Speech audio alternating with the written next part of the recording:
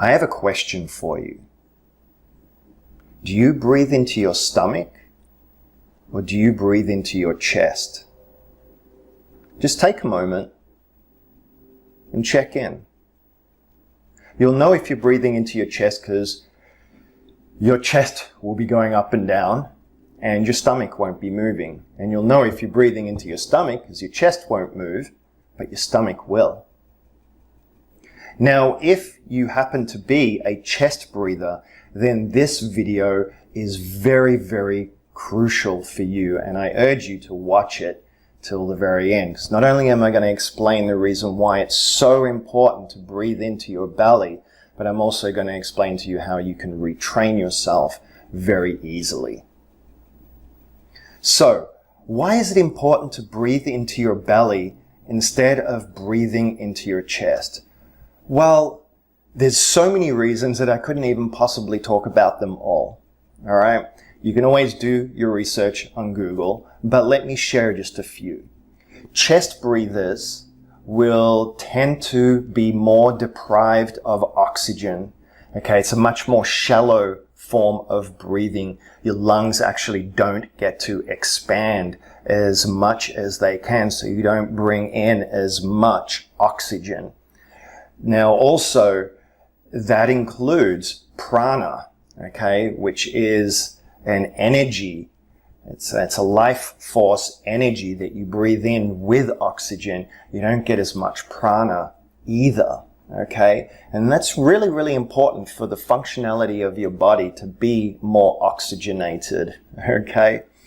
The other thing is that chest breathers will tend to be more in a survival mode. They're more predisposed to being stressed out. They're more predisposed to being in that fight or flight or freeze type of mentality. And so therefore, their experience of life will be overall not as good a quality and certainly not as peaceful as someone that is breathing into their stomach. Because when you breathe into your stomach, it moves your lower abdomen and it actually massages the different parts of your body that calm the body, that ground the body, that also connects you to your intuition, to that gut feeling, to your body's internal GPS. And if you haven't seen my video on heart-mind coherence, you should definitely check that out, because the belly and the gut area is really, really critical to achieving the highest form of heart-mind coherence. And that's being in that fully connected, grounded state that allows you to navigate the world in a more flow state, right? And that's so, so important, because who doesn't want to live and experience the world from a place of greater peace, greater tranquility, more calmness? Of course, we all do. And it's really, really surprising to me that the medical establishment and therapists and doctors and healers and different types of practitioners don't even know of this, because it's the first thing that I would bring up with a patient. It's the first thing that I would want to ask them is, are you breathing in your chest or breathing into your stomach? Because the effects are so profound, and at the same time, in some cases, so subtle, but yet profound, that it can transform someone and really help them cope with a lot of the craziness that's going on inside of them, with whatever abuse or trauma or mental health issues that they're dealing with. And it's free. You don't need drugs. You don't need all of this other stuff. You can start with the simple concept of helping them breathe into their stomach, because what you will find is the reason why people switch from breathing into their stomachs to their chests is because they will have experienced some form of trauma or extended states of fear and panic. Okay? Because when that fear and that panic or that trauma or abuse is taking place, you constrict yourself, right? And you tense your stomach up to cope with what's going on.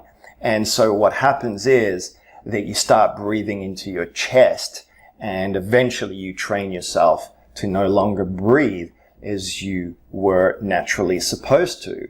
You know, and just looking at a baby, you can see that all babies breathe into their stomachs.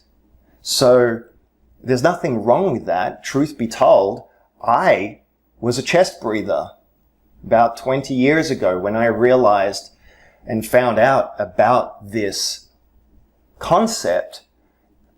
It took me, 3 to 7 days to make the switch, and I've never switched back. And it's just natural, it's just natural. You don't have to think about it. It's just so easy to do now. But I'm so grateful for it because it's what's allowed me through my spiritual training and through my walk on this planet to be able to be more guided, right? It's allowed me to tap into more of my true self and who I truly am. So how do you retrain yourself? Well, it's as simple as setting a reminder on your phone or however you need to remind yourself, and to be constantly checking in. How am I breathing right now? And maybe during your meditations or even as you're going to sleep, to just practice, just focusing on breathing, and, do it for 5-10 minutes until you fall asleep. And then when you wake up in the morning and you do your meditation, well, obviously you want to be reminding yourself as constantly as you can, but certainly in your meditation to do it for extended periods of time. But as you keep reminding yourself to breathe into your stomach, eventually with enough repetition, it will become natural and you will just switch over. Now, at first it'll be a little bit awkward, of course, just like anything that you do that's brand new, any change, right? But it's just so worth it, okay? There is no way that you can attain your highest potential without being a belly breather. It's just not possible, because breathing into your chest is so constrictive and it's so limiting and it's so against nature that it's just damaging, okay? And there's a lot of evidence to show that, a lot of scientific evidence, okay? That's the reason why I said you can just go check out Google if you really want to research it more.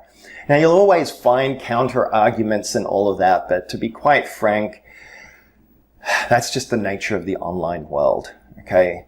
But if you want to get more connected with yourself, you must be a stomach breather. And so therefore, I really, really, really hope that you got something out of this. I hope that if you are a chest breather, that you will implement this. And if you are, please comment down below and let me know of the changes. Let me know of your experience or your struggles with doing it. Okay, it's just going to help other people that watch this video to do the same, and inspire them to do the same. And if you're already a stomach breather, and maybe you used to be a chest breather, so maybe you can share some of your stories and your experiences of how it has truly impacted your life.